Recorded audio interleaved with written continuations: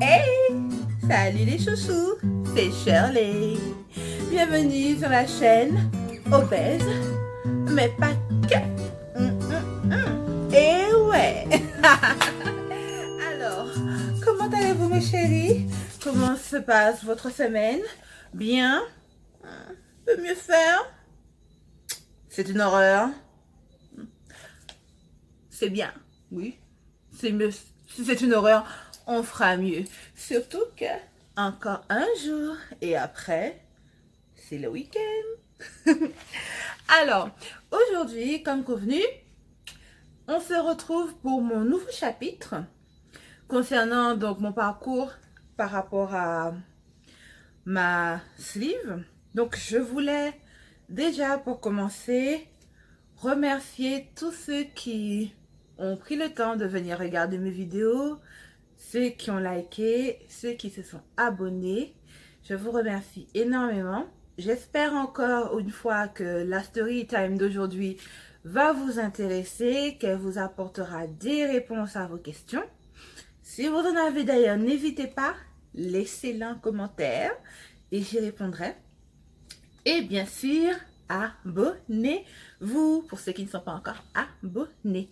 Et surtout, cliquez sur la petite cloche à côté de s'abonner pour avoir les notifications. Parce que j'ai l'impression que personne n'a vu la vidéo précédente. D'accord? D'abord, il faut que je la upload. Parce qu'elle n'est pas... Elle n'est pas tip top.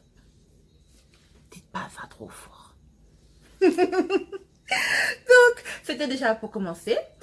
Ah oui! C'est là que je commence vraiment avec, naturellement, ma mise en garde habituelle. Je tiens à rappeler, je ne suis pas médecin. Je ne suis pas une professionnelle de l'obésité, je ne suis pas une professionnelle de la santé. Je ne fais que partager avec vous mon expérience par rapport à tout ce que j'ai entrepris pour pouvoir faire mon intervention. Donc, si vous avez des questions que vous vous posez et que vous voulez aller plus en profondeur, n'hésitez pas à vous rapprocher de votre médecin traitant ou d'un spécialiste de l'obésité. L'important, c'est que vous ayez vers un professionnel qui puisse vous donner plus de réponses aux questions que vous avez, surtout par rapport à vous-même et à votre propre état de santé. Sur ce, c'est parti pour la story time d'aujourd'hui, à savoir le chapitre 3. La dernière fois, enfin, le chapitre de la semaine dernière, je vous ai parlé de différents objectifs. Parce que lorsque l'on est dans la phase préparatoire, quand on veut se lancer dans une intervention, cette phase préparatoire, elle est assez importante.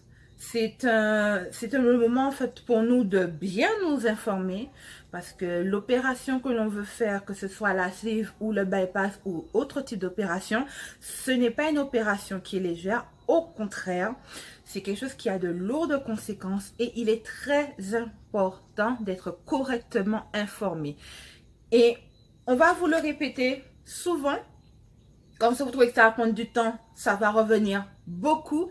Mais je vous jure qu'être informé, que savoir exactement de quoi il en retourne, qu'est-ce qui vous attend, ça vous aide à mettre le maximum de chance de votre côté. Pas de chance, de vous donner, de vous mettre en condition, voilà, un maximum de conditions pour réussir en fait votre intervention. Et ça vaut de l'or. Donc, comme je disais, la phase préparatoire, c'est important.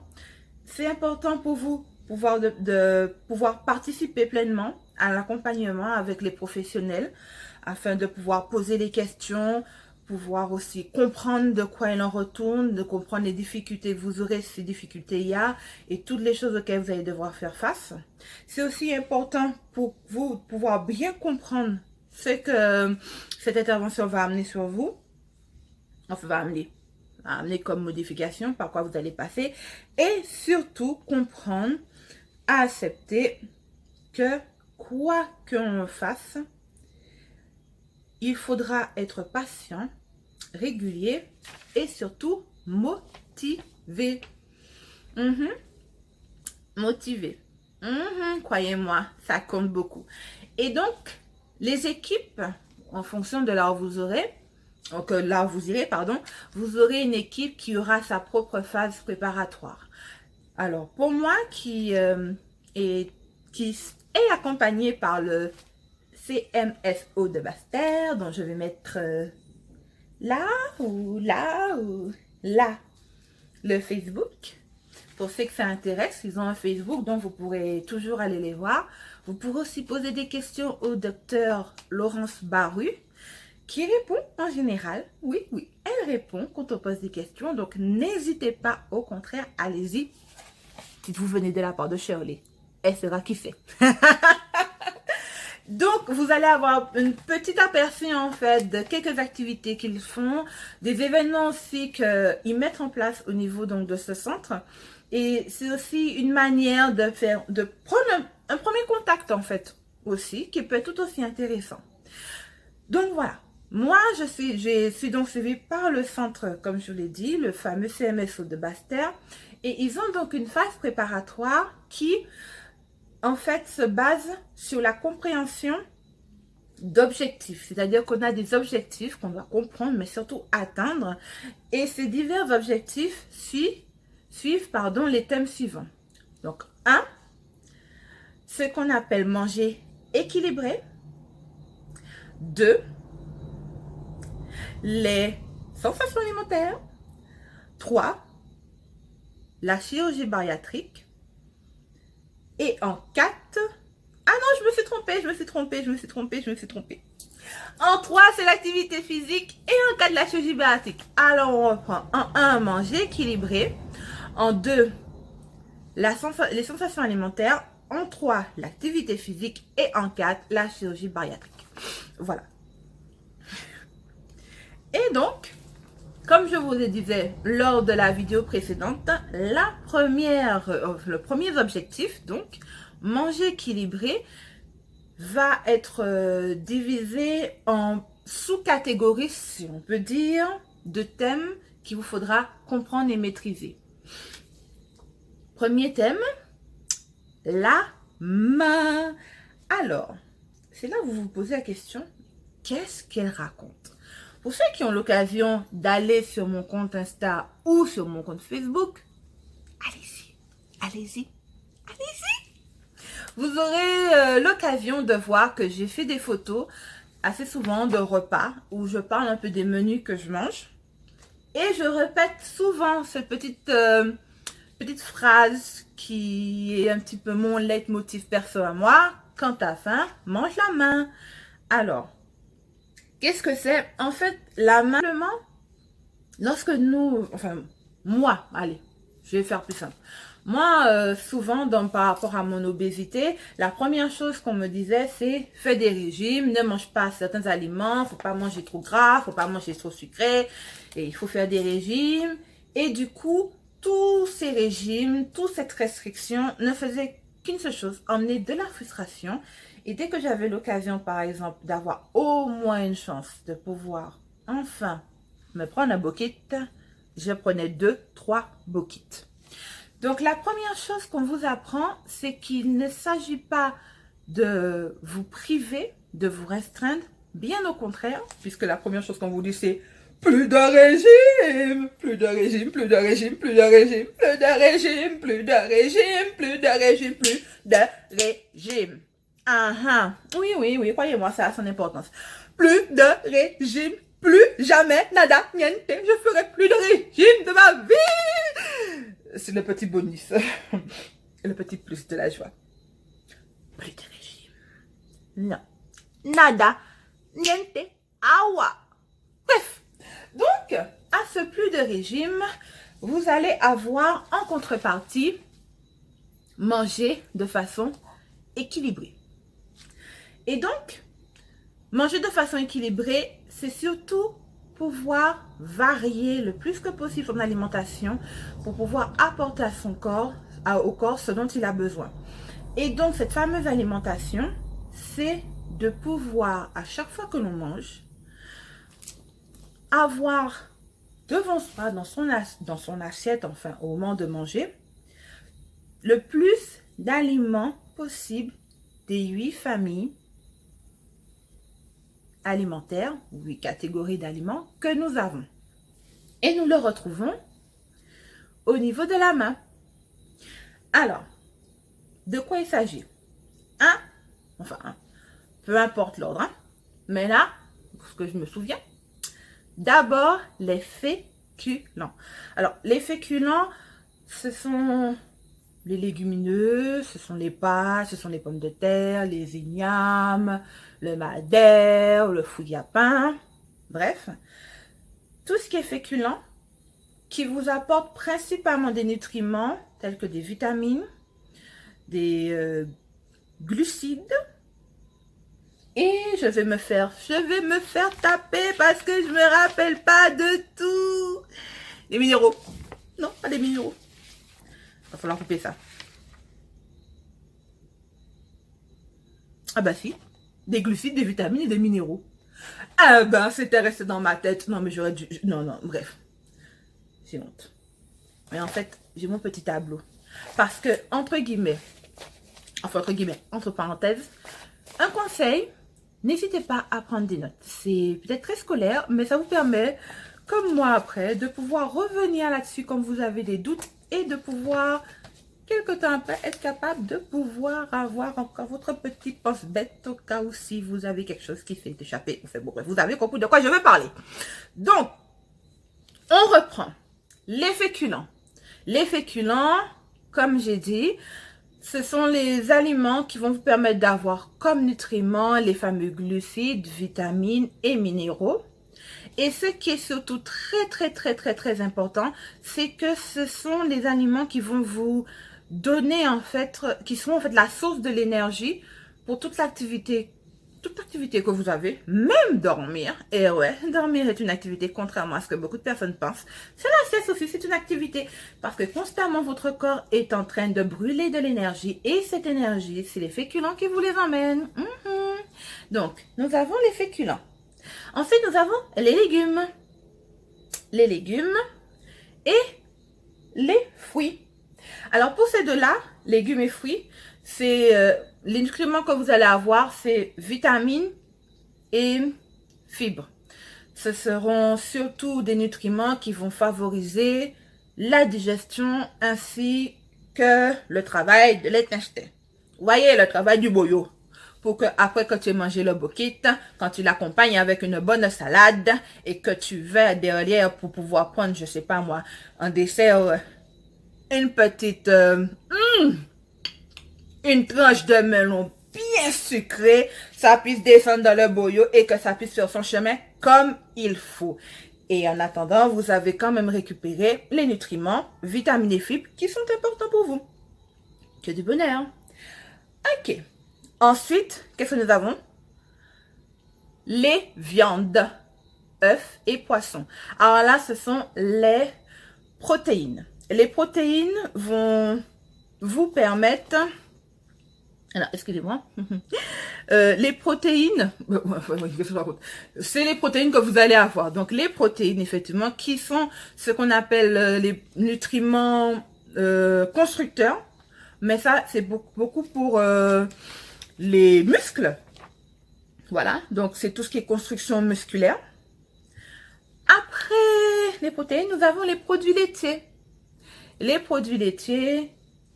ça peut être le fromage, ça peut être un yaourt, ça peut être fromage blanc, le lait. Eh bien, les produits laitiers sont vos amis pour là. Je ne vais pas continuer, sinon l'assassin va m'appeler. Bref, les produits laitiers vous emmènent le calcium qui est bon pour tout ce qui est construction osseuse et pour les dents. Parce que j'ai appris récemment que ça continue de pousser. Eh ouais, faites pas genre, moi je savais pas. Mais j'ai appris récemment que ça continue de pousser des dents. Incroyable mais vrai. On apprend toujours. Donc là, on reprend au niveau des droits. Nous avons dit féculents, légumes, fruits, viande, poisson, œufs, produits laitiers. Et ce n'est pas fini. Il y a les 3 lignes ici de votre main qui vont représenter qui vont représenter trois autres catégories, pardon, qui est très important et dont on a souvent la mauvaise et fâcheuse habitude de supprimer. Le sucre, le sel et le gras. Pourquoi? Parce que souvent, on diabolise les aliments qui en contiennent en disant « ça n'a aucune utilité, ça vous fait grossir ». Eh bien non. Comme pour les autres aliments que j'ai cités, le sucre, le sel et le gras ont leur utilité. Le sucre, eh bien, c'est des glucides simples. Ça va être pour l'énergie rapide. On en a besoin. Le gras, ça sera pour les minéraux. Il va y avoir aussi par rapport à... Attendez, je vérifie pour ne pas vous dire des bêtises. Les matières grasses, source d'énergie, qui a un gros rôle aussi au niveau du système nerveux, de la peau, des hormones. Et voilà, source d'énergie en réserve. Donc, les matières grasses, c'est surtout des lipides, donc tout ce qu'on appelle gras essentiels. OK? Et enfin, le sel, c'est la source de potassium, de zinc pour les yeux. Donc, au final, tous ces aliments vont vous apporter quelque chose, des nutriments que le corps n'a pas. Et manger, en fait, c'est le moment de pouvoir donner à votre corps ces nutriments pour qu'il puisse continuer de fonctionner. Parce qu'au final, notre corps, c'est quoi? C'est comme une voiture, on va dire. Moi, je suis une Hummer. Vous voyez le truc? Un Hummer. Pas la version homologuée française, la version américaine. Le vrai Hummer, tu vois, c'est genre le truc. Pour me conduire, faut pas que le permis. Eh ouais. Shirley, c'est pas du n'importe quoi. Bref, votre corps, c'est comme en fait une voiture. Pour que votre voiture avance, il faut bien lui donner de l'essence. Ou de l'électricité, si vous avez une voiture électrique. Dans tous les cas, vous devez lui fournir un carburant. Eh bien, la nourriture, lorsque l'on mange, c'est la même chose. On va donner des nutriments à notre corps pour qu'il puisse fonctionner. Et il est important de varier et de manger équilibré parce que tous les aliments ont un apport, ce dont j'ai cité. Et il ne s'agit pas de se priver ou d'arrêter d'en manger un, non. Non, c'est de simplement faire en sorte qu'à chaque fois que l'on mange, on donne le maximum de nutriments à son corps afin de pouvoir favoriser justement le bien-être, l'apport suffisant de nutriments et c'est là où ça devient encore plus intéressant, l'équilibre. Et oui, parce que contrairement à ce que beaucoup de personnes pensent, on pense que les obèses, ce sont des gens qui mangent n'importe comment et qui mangent des choses qui leur font grossir.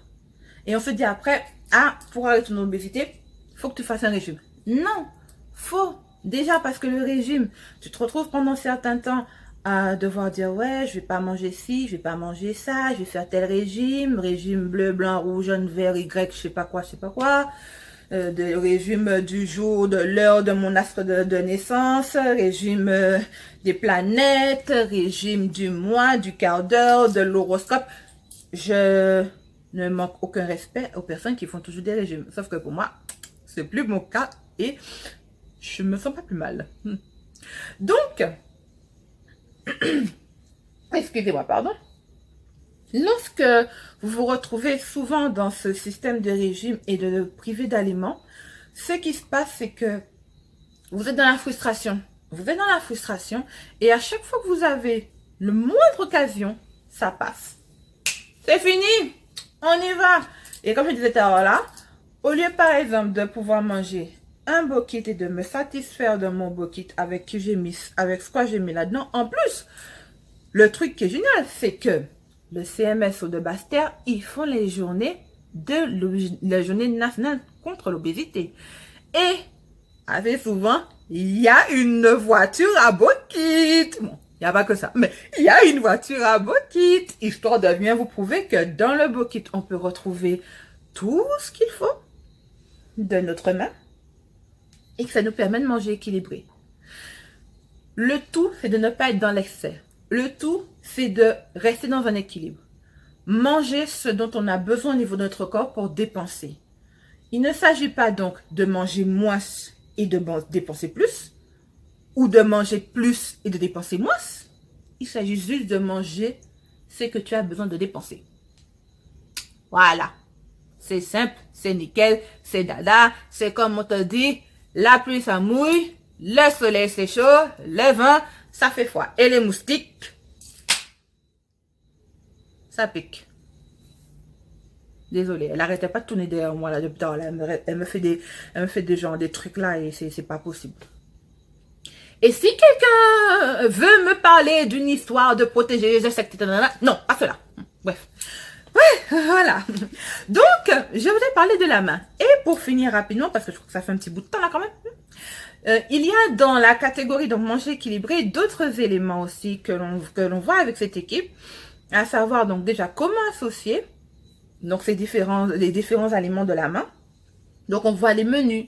Lorsqu'on est avec les équipes, on voit les menus, on essaie de voir comment est-ce que l'on peut adapter son alimentation, retrouver un bon équilibre, sortir des préjugés et des images du genre, faut pas manger de frites, faut pas manger de McDo, faut pas manger de chips, faut pas manger de pizza, parce que oui, c'est que du gras, ce n'est pas bon, c'est pas bon. Non. Ce qu'il faut faire, c'est prendre ces éléments, ces aliments, pardon, que l'on aime bien et les intégrer dans la main. L'exemple du bokit. Je vais prendre un bokit œuf jambon fromage. Je prends le bokit œuf jambon fromage. Le bokit, donc le pain, c'est le féculent. D'accord? En légumes, je vais mettre de la salade et de la tomate. Je n'ai pas de fruits dans le bokit, mais je vais prendre un jus de fruits. Ça, c'est intéressant. Naturellement, j'ai jambon fromage, donc, enfin j'ai dit œuf jambon fromage, donc œuf et jambon, voilà pour les protéines, et le fromage pour la partie calcium. Et donc j'ai donc le sucre, le sel et le gras. Voilà. Qu'est-ce qui empêche de prendre son bokit tranquillement avec par exemple son petit jus de fruits ou aussi ça peut être aussi un fruit ou une compote. Quand je dis le jus de fruits, c'est quand par exemple on est dehors avec les amis et tout, on sort du cinéma, on a tendance à se dire bon je vais prendre un bokit ou la crêpe. Ça peut être aussi intéressant. Et ce sont en fait, c'est un peu ce travail-là que l'on fait avec l'équipe. Comment réussir dans notre vie de tous les jours au moment des repas de mettre le plus que possible d'éléments de la main. Et du coup, il y a un autre aliment très important qu'il faut aussi savoir utiliser, les boissons. Et là, je vais terminer rapidement là-dessus. Les boissons, il y a deux catégories. Il y a les boissons que l'on peut boire tout le long de la journée qui ne vont pas vous donner d'apport et les boissons qui vont vous apporter des apports. Et là, il faut les manger. À quel moment? Je vous entends pas. Dites-le si vous avez compris. En même temps, si je vous entendais, ce serait problématique. Ce serait genre la fille qui entend des voix dans sa tête. Glauque. À souhait. Donc, les boissons, pour revenir à ce que je disais, nous avons donc ces deux catégories. Les boissons qu'on boit toute la journée et les boissons que l'on prend pendant le repas. Parce que ça apporte des aliments. Des nutriments, pardon. Tout ce qui est boisson avec du sucre, même les trucs avec genre édulcorants, stevia et consort, boisson avec sucre, alcool, jus, soda, tout ça, c'est au moment des repas parce que c'est du sucre principalement que ça va apporter. Les jus de fruits aussi, il va y avoir des fibres, si c'est des jus de fruits locaux, enfin, jus de fruits qu'on a fait maison, mais c'est aussi principalement du sucre. Et ce que l'on peut boire le reste de la journée à tout moment quand on a soif et surtout quand on n'a pas faim. Attention, c'est très important. Ce sont toutes les boissons qui n'ont pas du tout de sucre ni d'édulcorant, à savoir de l'eau, des tisanes sans sucre, du café sans sucre et de l'eau gazeuse, pétillante, mais sans sucre. Ça y est. Allez. Mon portable n'arrête pas de de me faire des sales coups depuis tout à l'heure là. Donc du coup, je vais finir là. Donc comme je disais, juste qu'il y a des boissons que l'on peut prendre au moment où on mange et des boissons que l'on devrait prendre au moment où on mange, puisqu'ils peuvent apporter du sucre, ce qui permet donc d'apporter des nutriments. Et les boissons que l'on peut prendre à tout moment de la journée, qui n'auront aucun apport en nutriments, qui seront juste de l'ordre de se rafraîchir et surtout d'hydrater. Et ça, l'hydratation, on en a besoin. Voilà, donc ça y est les cocos, ça y est les chouchous, ça y est YouTube. J'ai fini pour la story d'aujourd'hui, à savoir le chapitre 3, qui était en fait la main.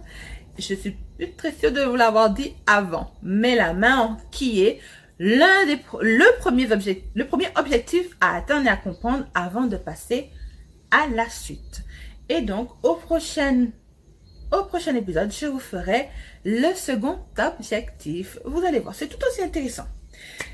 Allez, alors si jamais ça vous a plu, si vous avez trouvé ça intéressant, n'hésitez pas, likez, les petits pouces, ça fait toujours plaisir. Si vous n'êtes pas encore abonné, abonnez-vous et n'oubliez pas la petite cloche de notification pour savoir quand je mets les vidéos en ligne. Et surtout, partagez. Si vous trouvez que ce que je raconte, ça a du sens, n'hésitez pas. Une dernière chose, je ne suis pas médecin, je ne suis pas nutritionniste, je ne suis pas professionnelle de la santé. Je ne fais que parler que de mon expérience. Vous avez des questions beaucoup plus poussées. Vous vous demandez si vous aussi vous pouvez faire l'intervention. Si vous êtes parmi les personnes qui peuvent faire cette intervention, rapprochez-vous d'un médecin, de votre médecin traitant ou d'un spécialiste. Allez, n'oubliez pas de vous abonner. J'ai la chaîne Facebook et la chaîne Instagram. La chaîne Facebook, qu'est-ce que compte? J'ai mon compte Facebook et mon compte Instagram. Allez-y faire un tour si vous voulez. Et les chouchous, je vous adore, je vous like et je vous dis bye bye. Hey, c'était Shirley, obèse, mais pas que. Bye.